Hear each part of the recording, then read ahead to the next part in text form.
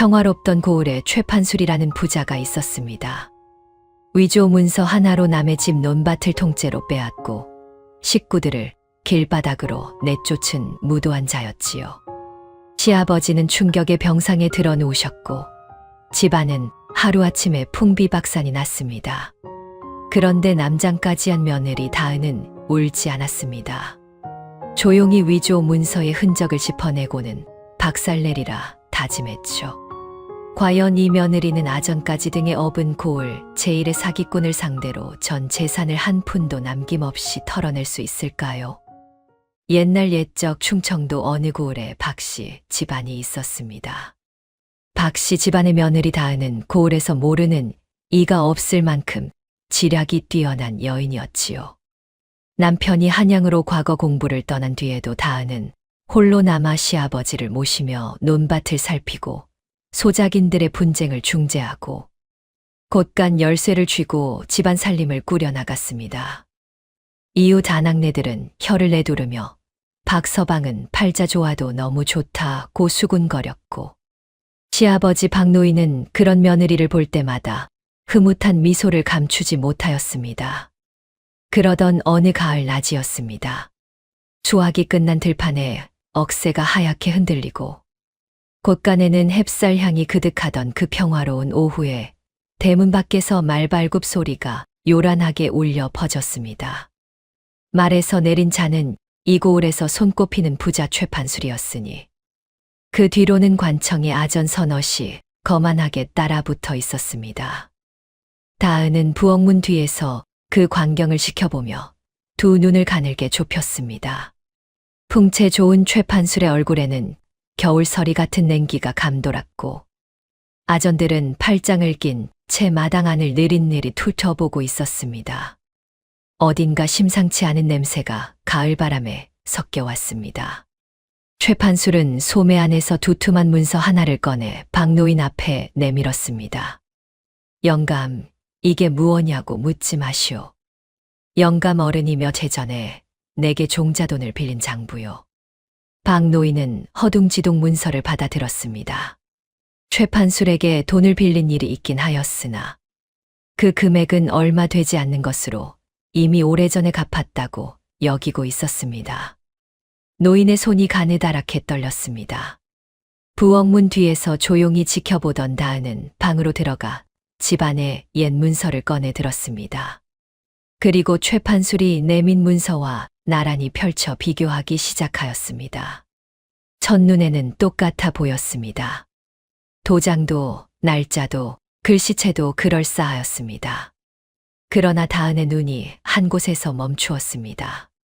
문서 가장자리 여백에 아주 희미하게 종이를 긁어낸 흔적이 남아 있었습니다. 한쪽 귀퉁이의 먹빛이 다른 곳보다 살짝 열받고 인주의 번진 방향이 미묘하게 어색하였습니다. 종자돈 빌린 장부가 아니었습니다. 누군가 교묘하게 글자 몇 자를 지우고 고쳐 쓴 흔적이었으니 그 문서는 박씨 집안의 논밭 전체를 최판술에게 넘긴다는 토지 매매 계약서로 둔갑해 있었습니다. 다은의 입술이 굳게 다물렸습니다. 손끝이 싸늘해졌습니다. 최판술은 능글맞게 웃으며 아전들에게 눈짓을 하였습니다.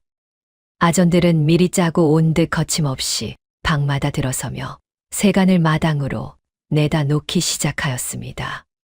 박노인이 이게 무슨 짓이냐 며 몸으로 막아서려 하였으나 아전 하나가 노인의 팔을 거칠게 붙잡았습니다.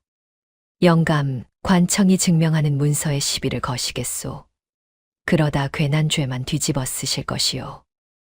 마당에는 수십 년 박씨 집안이 일구어 온 살림살이들이 낱낱이 쌓여갔습니다. 배틀, 뒤주, 씨앗을 담은 독, 선대로부터 물려받은 제기까지. 마을 사람들이 멀찍이서 그 광경을 바라보았지만 아무도 나서지 못하였으니 아전들의 눈초리가 주위를 날카롭게 훑고 있었기 때문입니다. 집에서 내쫓긴 그날 저녁 최판술은 박씨 집안 논밭 한복판에 자기 이름이 새겨진 묵직한 돌비석을 세워버렸습니다. 비석의 그림자가 길게 드리워진 들판 위로 찬바람이 불어왔고 그 바람 속에서 억새만이 소리 없이 몸을 뒤척였습니다. 박노인은 마당에 주저앉아 일어서지 못하였습니다. 노인의 눈에서는 눈물조차 흐르지 않았으니 그저 멍하니 하늘만 올려다볼 뿐이었습니다. 얼마나 지났을까 몸이 파르르 떨리더니 노인은 그대로 옆으로 쓰러졌습니다. 다은이 달려가 시아버지를 부축하였지만 박노인은 이미 말조차 잊지 못하는 상태였습니다. 마을 의원을 급히 불러왔으나 의원은 고개를 절레절레 흔들었습니다. 충격이 너무 크셨소. 당분간은 절대 안정을 취하셔야 하오. 집도 논밭도 빼앗기고 시아버지마저 병상에 눕게 된 날. 박씨 집 식구들은 이웃집 헛간 한 켠을 겨우 얻어 몸을 뉘었습니다. 시아버지의 아우인 작은 서방은 분을 사귀지 못하고 최판수를 당장 관청에 송사하자고 목소리를 높였습니다. 그러나 다은은 고개를 저었습니다. 관청 아전들이 이미 저 자와 한패인데 지금 관청에 들어가는 것은 제 발로 불 속에 뛰어드는 것과 같습니다. 작은 서방이 분을 사귀지 못하고 자리를 박차고 나간 뒤 다은은 헛간 구석에 홀로 앉아 최판술이 내민 위조 문서를 달빛에 비추어가며 들여다보았습니다. 종이의 결이 미세하게 두 겹으로 갈라진 것, 여백의 먹빛이 다른 부분과 다른 것, 인주의 번진 방향이 어색한 것. 다은의 눈은 밤이 깊어가는 줄도 모르고 그 흔적들을 하나하나 더듬어 나갔습니다. 날이 밝아올 무렵 다은의 눈빛이 처음으로 단단하게 굳었습니다. 오랫동안 타오르던 불씨가 마침내 제 모양을 찾은 것처럼 그 눈 속에서 무언가가 선명하게 자리를 잡았습니다. 송사는 하지 않겠습니다. 이튿날 아침 작은 서방이 다시 다그쳐 물었으나 다은의 대답은 한결같았습니다. 지금 송사를 벌이면 저자는 준비된 증인을 세우고 위조된 문서를 더 내밀 것입니다. 우리는 빈손이고 저자는 관청과 한통속이니 맨몸으로 담장에 머리를 박는 격이지요. 다은은 어릴 적 버신 명월에게 조용히 심부름을 보냈습니다. 전하는 말은 짧았습니다. 장터에서 소문을 들어봐라. 최판술이 요즘 무엇에 눈독을 들이는지. 사흘이 채 되지 않아 명월이 돌아와 귀옛말을 전하였습니다. 들자 하니 최판술이 요즘 금광이니 왕실 비자금이니 하는 말에 귀가 솔깃하다더라. 한양에서 내려오는 장사꾼들한테 거금을 집어주고 정보를 사들인다는 소문도 있고. 다은은 가만히 고개를 끄덕였습니다. 이미 넘치도록 가진 자일수록 더 큰 것 앞에서는 눈이 뒤집히곤 하였습니다. 최판술도 다를 바 없었습니다. 다은은 헛간 구석에 쭈그리고 앉아 땅바닥에 손가락으로 선을 그었습니다. 최판술을 단순히 관청에 고발하는 것으로는 아무것도 달라지지 않을 터였습니다. 그 자를 혼내주는 것만으로도 부족하였습니다. 다은이 원하는 것은 최판술이 빼앗아 간 것보다 더 많은 것을 빼앗기는 것. 그것도 제 발로 함정 속에 뛰어들어 한 푼도 남김없이 털리는 것이었습니다. 눈에는 눈, 이에는 이. 다은은 혼자 중얼거렸습니다. 헛간 틈새로 스며드는 아침 햇살이 다은의 볼을 환하게 물들이는 순간 그 입가에 처음으로 가느다란 미소가 걸렸습니다. 명월을 통해 흘러들어오는 소문은 날이 갈수록 구체적으로 모양을 갖추어 나갔습니다. 최판술은 단순히 부자에 만족하는 인물이 아니었습니다. 넓은 논밭도 웅장한 기와집도 고을 사람들의 굽신거림도 그에게는 이미 질려버린 것들이었습니다. 그 자가 진짜 눈독을 들이는 것은 따로 있었으니 바로 하룻밤 사이에 모든 것을 뒤집어 버릴 만한 일확천금이었습니다. 한양에서 내려온 어느 장사꾼이 왕실이 전란을 피해 묻어둔 비자금 창고 이야기를 흘리자 최판술이 거금을 건네며 정보를 사들였다는 것. 충청도 어딘가에 금맥이 있다는 말만 들으면 술자리를 박차고 일어난다는 것도 명월이 낱낱이 캐내어 왔습니다. 다은은 그 이야기를 들으며 눈을 감고 잠시 생각에 잠겼습니다. 탐욕이 깊은 자일수록 믿고 싶은 것만 믿는다는 것을 다은은 알았습니다. 제대로 된 미끼 하나만 던져주면 최판술은 스스로 낚싯바늘을 향해 뛰어들 것이었습니다. 문제는 그 미끼가 얼마나 그럴듯하냐였습니다.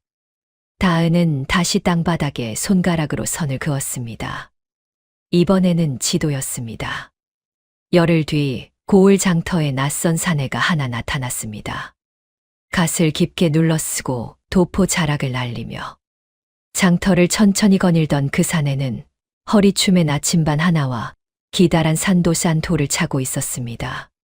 말투는 한양 억양이 섞여 있었고 눈매는 날카로우면서도 어딘가 신비로운 빛이 감돌았습니다.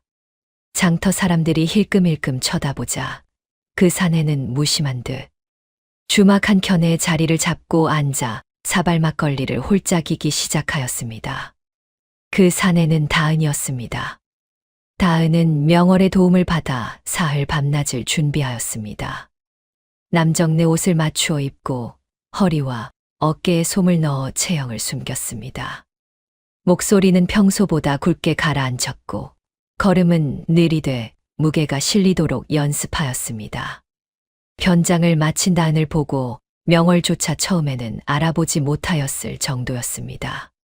주막에 앉아 막걸리를 마시는 동안 다은은 일부러 주위 사람들에게 들릴 만큼 혼잣말을 흘렸습니다.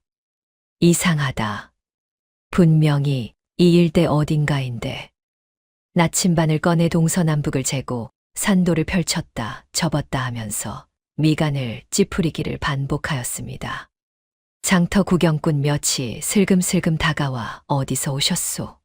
하고 물으면 다은은 의미심장하게 입을 다물었다가 아주 천천히 입을 열었습니다. 한양에서 왔소. 그 이상은 말하기 어렵소이다. 그 말 한마디가 장터 구경꾼들의 귀를 고추 세웠습니다. 한양에서 내려온 직관이 나침반을 들고 이 고을을 어슬렁거린다는 소문은 해가 지기도 전에 고을 곳곳으로 퍼져나갔습니다. 최판술의 귀에까지 닿는 데는 그리 오랜 시간이 걸리지 않았습니다. 소문은 입에서 입으로 옮겨 다닐수록 살이 붙고 뼈가 자라는 법이었습니다. 다은이 일부러 심어둔 이야기는 이러하였습니다.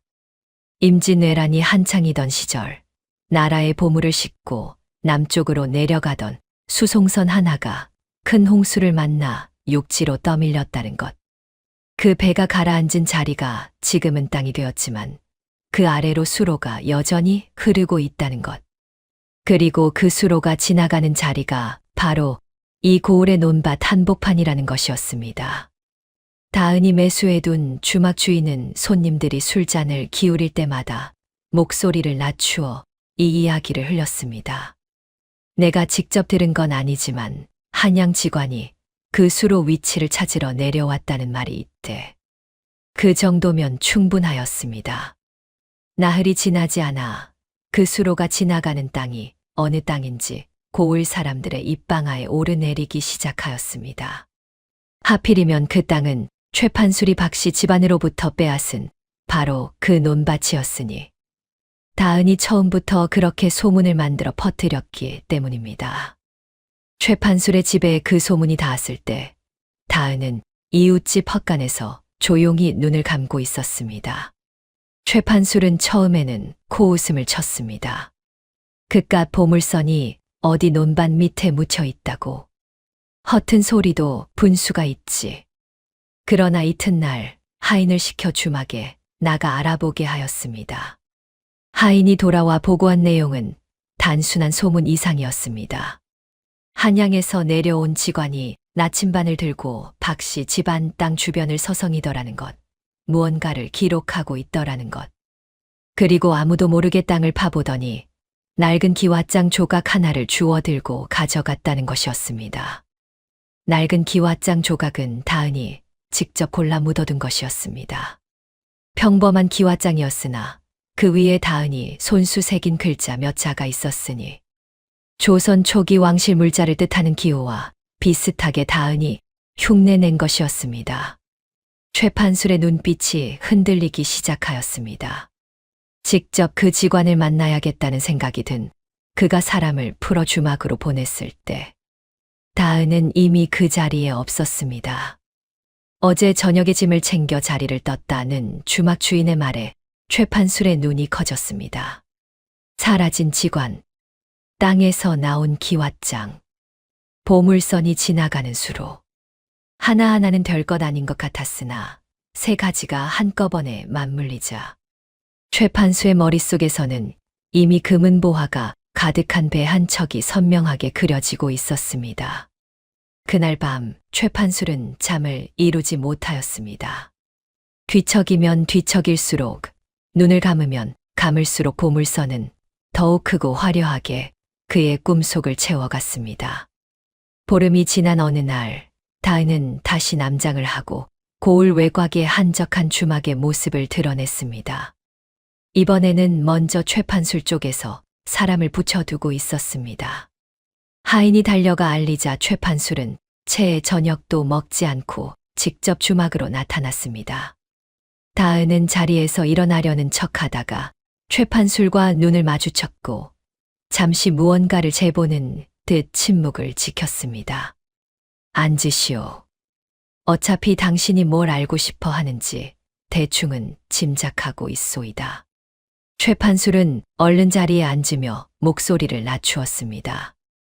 다은은 느긋하게 막걸리 한 모금을 들이키더니 나침반을 꺼내 탁자 위에 올려놓았습니다. 이 고을수로는 내가 10년 동안 추적해온 것이오. 문헌도 있고 지세 계산도 끝났소. 내 말이 맞다면 그 수로 아래엔 적어도 수만 양어치의 왕실 보물이 잠들어 있을 것이오. 최판술의 숨소리가 가빠졌습니다. 다은은 그것을 느꼈으나 짐짓무심한 얼굴을 유지하며 말을 이었습니다. 그런데 문제가 있소. 그 수로가 지나가는 땅이 한 사람 소유가 아니란 말이오. 이 땅도 저 땅도 저 건너 땅도 각각 다른 주인이 있으니 한 사람이 독차지하려면 그 일대를 통째로 가지고 있어야 한다는 얘기요. 그 말이 떨어지는 순간 최판술의 눈 속에서 무언가가 번쩍 빛났습니다. 자신이 이미 박씨 집안의 땅을 손에 넣었다는 것을 떠올린 것이 분명하였습니다. 그러나 그것만으로는 부족하였습니다. 보물선이 지나가는 수로 전체를 독차지하려면 그 주변 땅들까지 모조리 자기 것으로 만들어야 하였습니다. 최판술은 집으로 돌아가는 길에 이미 머릿속으로 계산을 시작하고 있었습니다. 수로 주변 논밭의 주인이 누구인지, 그 땅을 어떻게 손에 넣을 수 있는지, 이웃 땅들을 사들이고 억누르고 빼앗아 수로 일대를 완전히 장악하면 보물선은 온전히 자신의 것이 될 터였습니다. 탐욕은 한 번 불이 붙으면 스스로 꺼지지 않는 법이었습니다. 최판술의 머릿속에서 그 불길은 이미 사방으로 번져 고을 절반을 집어삼킬 기세로 활활 타오르고 있었습니다. 다은이 원하는 것은 바로 그 불길이었습니다. 며칠이 지나 최판술은 다시 사람을 보내 그 직관을 찾았습니다. 다은은 일부러 하루를 더 뜸을 들인 뒤에야 모습을 드러냈습니다. 주막 한켠에 마주 앉은 최판술의 얼굴에는 그새 조급함이 역력히 배어 있었습니다. 눈밑이 거무스름하게 꺼진 것이 밤잠을 제대로 자지 못한 기색이 완연하였습니다. 다은은 그 얼굴을 찬찬히 살피며 속으로 때가 왔음을 확인하였습니다. 그런데 말이오. 다은은 막걸리 사발을 내려놓으며 조심스러운 듯 목소리를 낮추었습니다. 수로 일대 땅을 다 손에 넣었다 해도 그것만으로는 아무것도 할 수가 없소이다.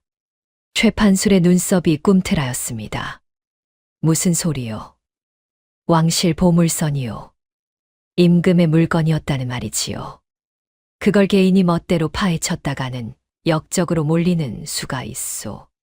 나라의 허가 없이는 땅을 파는 것 자체가 법도에 어긋나는 일이라 이건 반드시 허가 절차를 밟아야 하오. 최판술의 입이 굳게 다물렸습니다. 다은은 말을 멈추지 않았습니다. 물론 허가를 받는 방법이 없는 것은 아니오. 한양 쪽에 내가 아는 분이 계신데 그분을 통하면 조용히 길을 낼 수 있소. 그러나 그 절차를 밟으려면 담보가 있어야 하오. 허가 문서를 끊어내는 데 쓰이는 비용과 보증 담보 말이오. 말하자면 당신이 보물선을 독차지할 만한 자격이 있다는 것을 증명할 재산. 규모를 먼저 보여주어야 한다는 얘기지요. 최 판술은 팔짱을 끼고 잠시 생각에 잠겼습니다. 이마에 세로로 깊은 주름이 팼습니다. 그러나 그 눈빛 안쪽에서는 이미 보물선이 반짝이고 있었으니 다은은 그 빛을 놓치지 않았습니다. 얼마나 되는 담보를 말하는 거요? 다은은 천천히 고개를 들었습니다. 당신 기와집과 남아있는 논밭이면 충분하겠소. 주막 밖으로 저녁 바람이 스쳐 지나갔습니다. 최 판술은 입술을 깨물었으나 그 눈에서 탐욕의 불꽃은 꺼지지 않았습니다. 최 판술이 결정을 내리기까지는 사흘이 걸렸습니다. 그 사흘 동안 최 판술은 혼자 방에 틀어박혀 주파나를 튕기고 밥상을 물리고 잠자리에서 뒤척였습니다. 기와집과 논밭은 자신이 수십 년에 걸쳐 모으고 빼앗고 쌓아 올린 것들이었습니다. 그것을 통째로 담보로 내놓는다는 것은 보통 결심으로 할 수 있는 일이 아니었습니다. 그러나 수만 양짜리 보물선을 눈앞에 두고 기와집 하나 아끼다가 놓쳐버린다면 그 후회는 평생을 두고 따라다닐 것이었습니다. 사흘째 되는 날 새벽 최 판술은 마침내 자리에서 일어났습니다. 주막에 다시 나타난 최 판술의 손에는 두툼한 문서 꾸러미가 들려 있었습니다. 기와집 소유 문서, 고을 안팎에 흩어진 논밭명의 서류. 그리고 그동안 이 사람 저 사람에게서 빼앗아 모은 땅 문서들이 그 안에 고스란히 들어 있었습니다. 최 판술은 그것들을 탁자 위에 탁 내려놓으며 다은을 똑바로 쳐다보았습니다. 이거면 되겠소. 다은은 문서들을 한 장씩 천천히 넘겨보았습니다. 속으로는 심장이 두근거리고 있었으나 손끝은 흔들리지 않았습니다. 문서들의 면면을 확인한 다은은 고개를 한번 끄덕였습니다. 되겠소이다. 허가 절차가 마무리될 때까지 이 문서들은 내가 보관하겠소. 한양에 연락을 넣고 답이 오는 데는 한 달이면 충분할 것이요. 최 판술은 그 말에 선뜻 동의하였습니다. 담보 문서들은 그의 눈앞에서 다은의 품속으로 들어갔습니다. 최 판술은 씩 웃으며 일어섰습니다. 보물선을 독차지하는 날이 한 달 뒤로 다가왔다고 생각하였을 것입니다. 그가 주막 문을 나서는 뒷모습을 바라보며 다은은 비로소 조용히 눈을 내리깔았습니다. 문서들은 이미 이 순간부터 최 판술의 것이 아니었습니다. 그날 밤 다은은 명월과 함께 이웃 고을에 사는 서찰 장인 노인을 찾아갔습니다. 그 노인은 젊은 시절 관아의 서리로 일하다가 억울하게 쫓겨난 뒤 낙향하여 살고 있었는데 문서를 꾸미는 솜씨가 어느 아전 못지않았습니다. 다은은 노인을 찾아가 자초지종을 털어놓았습니다. 최 판술이 박씨 집안 땅을 어떻게 빼앗았는지, 아전들과 어떻게 결탁하였는지, 그리고 지금 자신이 무엇을 하려는지를 낱낱이 이야기하였습니다. 노인은 다은의 말을 끝까지 듣고 나서 한참 말이 없었습니다. 마침내 노인이 입을 열었습니다. 나도 그놈 최 판술한테 한 번 당한 일이 있소이다. 노인은 두 말 않고 벼루의 먹을 갈기 시작하였습니다. 다은이 가져온 담보 문서들은 노인의 손을 거쳐 사흘에 걸쳐 조심스럽게 다시 꾸며졌습니다. 문서의 내용은 크게 바꾸지 않았습니다. 다만 문서 말미에 특정 조항 하나가 추가되었는데 그 조항의 뜻인즉슨 이러하였습니다. 담보로 제공된 일체의 재산은 허가 절차가 무산되거나 사기 행위가 발각될 경우 고을 빈민 구제 기금으로 자동 귀속된다는 것이었습니다. 물론 최 판술은 그 조항을 보지 못하였습니다. 문서를 내밀 때 다은은 그 부분을 두툼한 천으로 교묘하게 덮어두었고 최 판술은 자기 집 문서와 땅 문서 첫 장만 눈으로 확인하고는 탁자에 내려놓았을 뿐이었습니다. 서찰 장인 노인은 작업을 마친 문서들을 곱게 펴서 다은에게 건네며 말하였습니다. 이제 저 자가 제 발로 걸어들어 오기만 하면 되겠구먼. 다은은 두 손으로 그 문서들을 받아들었습니다. 손끝이 뜨거운 것 같기도 하고 차가운 것 같기도 하였습니다. 열흘 뒤 최판술은 마침내 인부들을 불러 모았습니다.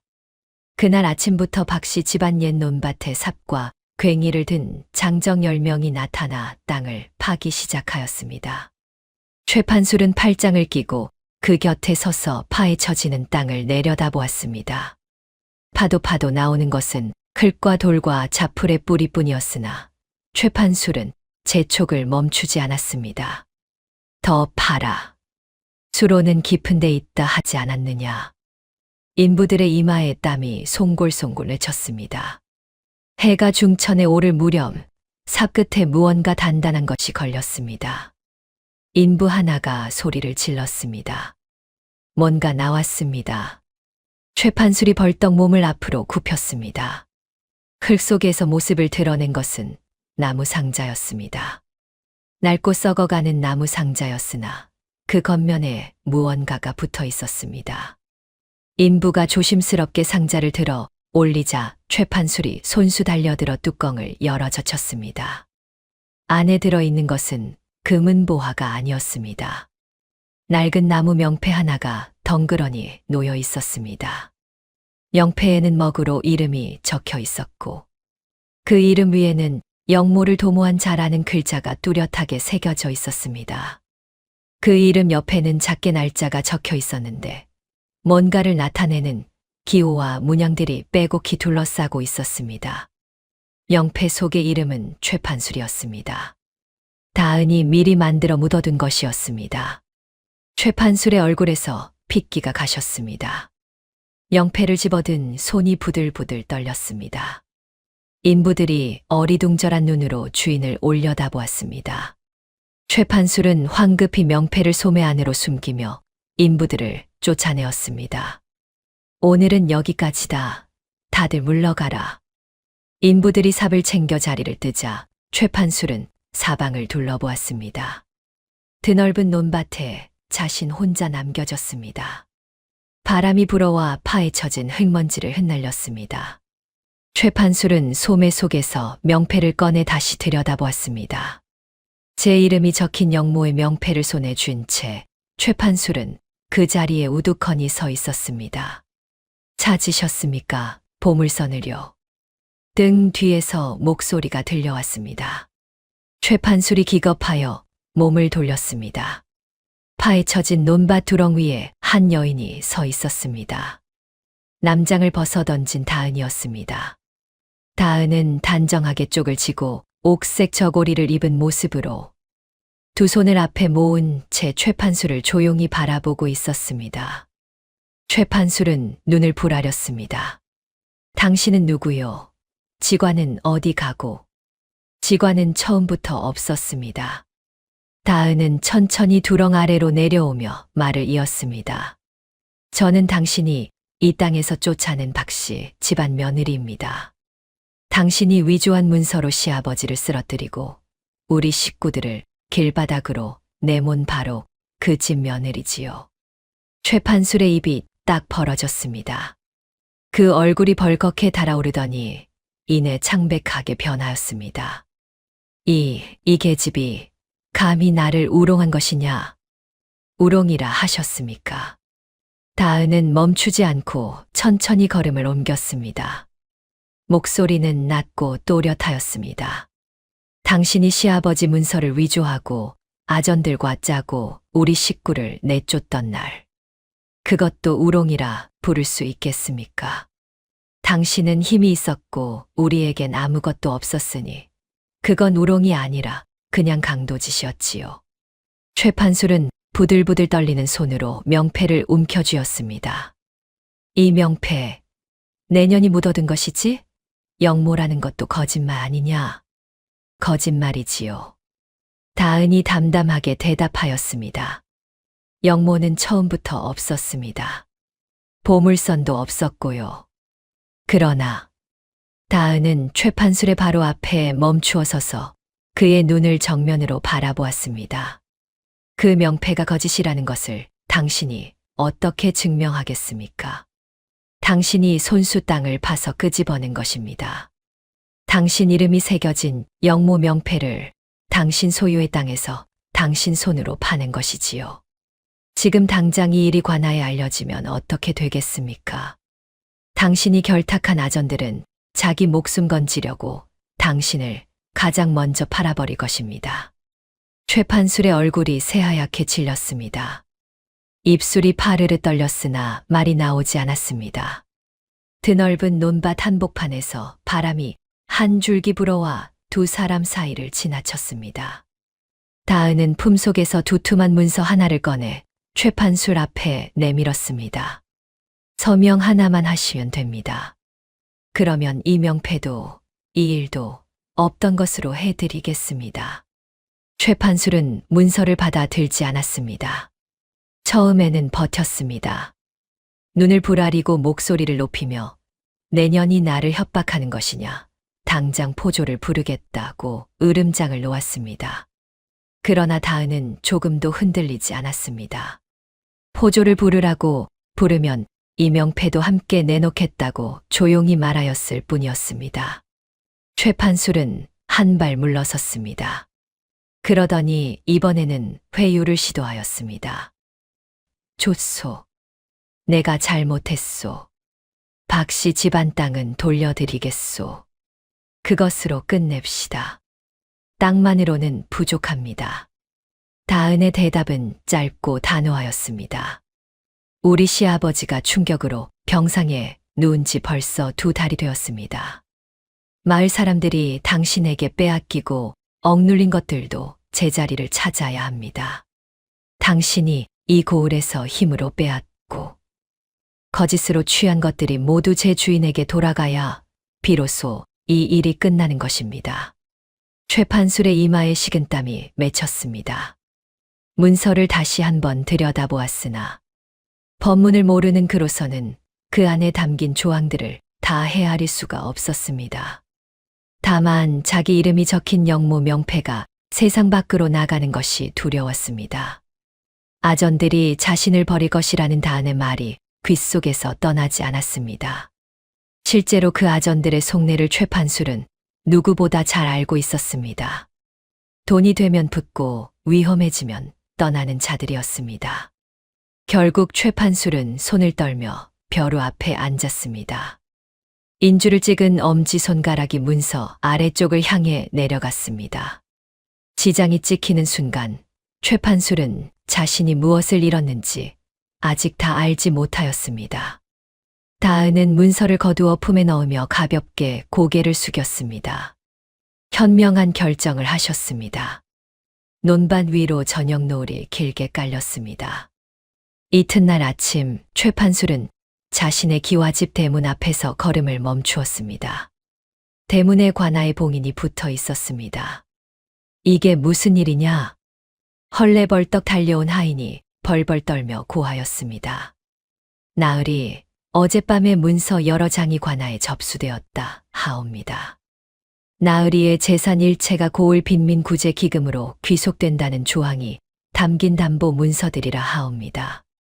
최판술의 뇌리에 번개가 치는 것 같았습니다. 손이 벌벌 떨리며 어젯밤 자신이 지장을 찍은 문서를 떠올렸습니다. 그 두툼한 문서 꾸러미 안에 그런 조항이 들어 있었다는 것을 그는 미처 알지 못하였습니다. 아니, 알려 하지 않았습니다. 보물선에 눈이 뒤집혀 첫 장만 훑어보고 도장을 찍어 건넸으니 제 손으로 제 목을 조른 것이었습니다. 관아에는 이미 다은이 며칠 전부터 조용히 손을 써두고 있었습니다. 사실 영모 명패는 최판술을 겁박하기 위한 마지막 장치였을 뿐 다은의 계략에서 가장 중요한 축은 따로 있었습니다. 바로 최판술이 담보로 내놓은 문서들이었습니다. 다은은 서찰장인 노인과 함께 그 문서들을 꾸미던 날부터 이미 관아에 청렴한 아전 한 사람을 따로 접촉하고 있었습니다. 그 아전은 최판술과 결탁한 부패한 무리와는 달리 오랫동안 그 자들의 행태의 분을 사귀고 있던 인물이었습니다. 다은이 찾아가 자초지종을 설명하고 위조 문서의 흔적을 보여주자 아전은 두말 없이 협조하겠다고 나섰습니다. 다은이 최판술로부터 담보 문서의 지장을 받아내는 순간 그 아전은 밤새 문서를 검토한 뒤 이른 아침 관아에 정식으로 접수시켰던 것입니다. 문서의 조항에 따라 최판술 소유의 기와집과 고을 안팎의 논밭 전체는 빈민 구제기금으로 귀속되었습니다. 거기에 더하여 청렴한 아전이 관아에 제출한 또 다른 문서 하나가 있었으니 그것은 다은이 처음부터 꼼꼼히 모아온 위조 흔적의 증거들이었습니다. 박씨 집안 땅 문서가 어떻게 변조되었는지, 종자돈 장부가 어떻게 토지 매매 계약서로 둔갑하였는지를 낱낱이 기록한 문서였습니다. 최판술과 결탁하였던 아전들도 그날 아침 하나둘 포박되어 관아로 잡혀 들어갔습니다. 최판술은 대문 앞에 한참을 서 있었습니다. 대문을 열어보려 하였으나 봉인된 문은 꼼짝도 하지 않았습니다. 사방을 둘러보았습니다. 하인들은 이미 짐을 챙겨 자리를 피하고 있었고 이웃집에서는 사람들이 담 너머로 고개를 빼꼼 내밀고 구경하고 있었습니다. 최판술은 그제야 비로소 깨달았습니다. 보물선도, 직관도, 영무명패도 모든 것이 처음부터 자신을 이 자리로 끌어내기 위한 판이었다는 것을.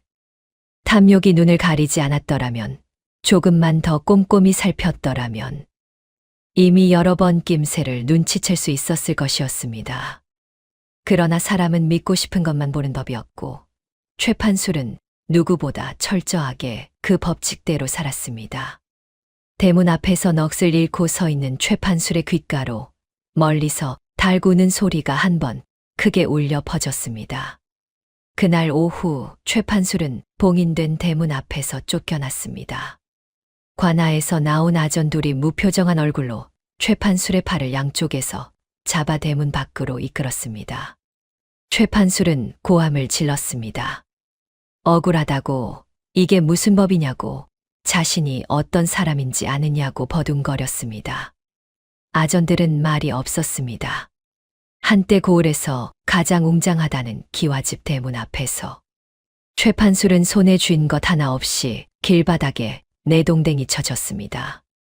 지나가던 마을 사람들이 그 광경을 바라보았습니다. 수군거림이 일었습니다. 그러나 아무도 나서서 그를 도우려 하지 않았습니다. 그동안 최판술이 이 고을에서 어떻게 살아왔는지를 사람들은 저마다의 몸으로 기억하고 있었기 때문입니다. 박씨 집안을 길바닥으로 내쫓던 그날 최판술이 마당에 세간을 내던지며 능글맞게 웃던 그 웃음이 이제는 그를 구경하는 사람들의 얼굴 위에 번져 있었습니다. 조롱도 아니고 통쾌함도 아닌 그저 담담한 시선이었습니다. 어쩌면 그 담담함이 최판술에게는 가장 무거운 것이었을지도 모릅니다. 최판술은 빈손으로 큰 길을 걷기 시작하였습니다. 어디로 가야 할지 알 수 없었습니다. 고개를 들어 하늘을 보니 해는 이미 서쪽으로 기울어가고 있었고 바람은 차가웠습니다. 수십 년을 살아온 고을의 길이 이토록 낯설게 느껴진 것은 그날이 처음이었습니다. 한참을 걸은 최판술은 장터 어귀에서 발을 멈추었습니다. 탁자 위에 엎드려 잠든 주막 주인이 보였습니다. 최판술은 한때 이 주막에 앉아 막걸리를 마시며 이 고을에서 가장 힘센 자가 바로 자신이라고 여겼던 시절을 떠올렸습니다. 그 시절은 이제 없었습니다. 박씨 집안에 재산이 돌아왔습니다.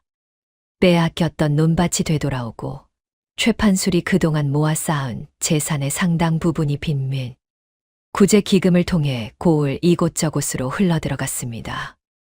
오랜 세월 최판술에게 땅을 빼앗기고 빚에 눌려 살던 소작인들이 제 몫을 되찾았습니다.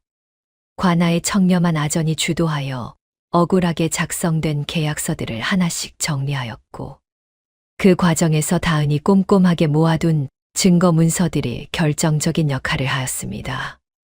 박 노인은 병상에서 소식을 전해 들었습니다. 다은아. 노인은 며느리의 손을 꼭 쥐었습니다. 한동안 말을 잇지 못하더니 눈가에 주름이 더 깊어지도록 눈을 가늘게 접으며 고개를 끄덕였습니다. 그것으로 충분하였습니다. 다은은 시아버지의 손을 두 손으로 감싸 쥔 채 아무 말도 하지 않았습니다. 고을 사람들은 이 일을 오래 이야기하였습니다. 관아에도 못 당해내던 부자를 손 하나 크게 움직이지 않고 털어낸 여인. 비석까지 세워가며 남의 논밭을 빼앗아간 자를 꼼짝없이 알거지로 만들어버린 며느리. 장터에서 남장을 하고 직관 행세를 하던 이야기. 보물선 소문을 퍼뜨린 이야기. 영모 명패를 땅에 묻어두었던 이야기들이 술자리마다 오르내렸습니다. 박씨 집 며느리 다은이는 보통 여인이 아니야. 어른들은 혀를 내두르며 말하였고 아낙네들은 눈을 빛내며 고개를 끄덕였습니다. 언제부터인가 고을 사람들은 다은을 여장부라고 불렀습니다. 다은은 그 말을 들을 때마다 손사래를 쳤습니다. 여장부가 무슨 여장부입니까?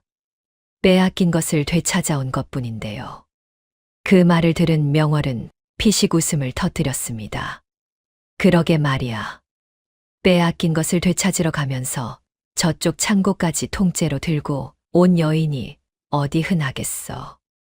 다은은 볼을 붉히며 명월을 나무랐으나 입가에는 웃음이 걸렸습니다. 되찾은 논밭에는 이듬해 봄 모가 곱게 심어졌습니다. 파릇파릇하게 줄을 맞추어 서 있는 모 사이로 물이 찰랑거리며 흘렀고 그 위로 볕이 내리쬐었습니다. 다은은 두렁에 서서 그 풍경을 한참 바라보았습니다. 이제야 제자리를 찾은 것들이 봄볕 아래 반짝거렸습니다. 여름이 깊어갈 무렵 다은은 장터 어귀에서 최판수를 보았습니다. 한때 비단 도포를 차려입고 아전들을 거느리며 거들먹거리던 그였습니다. 지금 그 앞에 있는 것은 때가 껴 얼룩진 호적삼 하나뿐인 노인이었습니다. 허리가 굽어 있었고 손에는 낡은 바가지를 들고 있었습니다. 장터를 오가는 사람들에게 그 바가지를 내밀었으나 발길을 멈추는 이는 없었습니다. 어떤 이는 못 본 척 고개를 돌렸고 어떤 이는 슬쩍 눈길을 주다가 이내 발걸음을 빨리 하였습니다. 다은은 그 자리에 잠시 서 있었습니다. 최판술은 다은을 알아보지 못하였습니다. 눈이 풀린 채 그저 오가는 사람들의 발끝만 바라볼 뿐이었습니다. 한때 이 고을 사람들의 삶 위에 군림하던 자가 이제는 그 사람들의 발끝조차 올려다보는 신세가 되어 있었습니다. 다은은 옛말 한 자락을 떠올렸습니다. 남의 눈에 피눈물 흘리게 한 자, 제 눈에선 피고름이 난다. 말은 그러하였으나 최판술의 그 모습이 통쾌하지는 않았습니다.